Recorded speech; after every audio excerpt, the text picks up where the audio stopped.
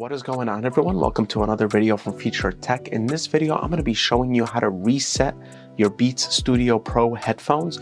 Now, before we get deep into the video, make sure to like and subscribe for more awesome and helpful content like this. Let's get into it. One thing you should keep in mind that this is a factory reset, which means any settings you have saved for these headphones will be erased and you're going to have to reset them up again.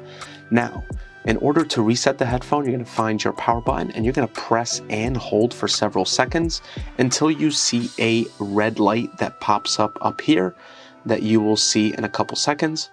Once you see that one red light that's going to pop up, it means that it's been reset, and then it's going to continue to blink that red light, as you can see, 3 more times, which means it is in reset mode, and then it's going to enter pairing mode by flashing these white LEDs.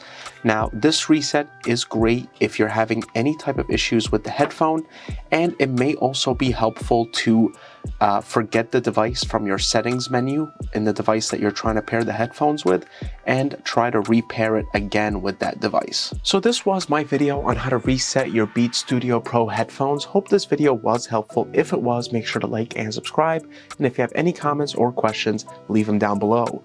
Hope you have a great day. Take care.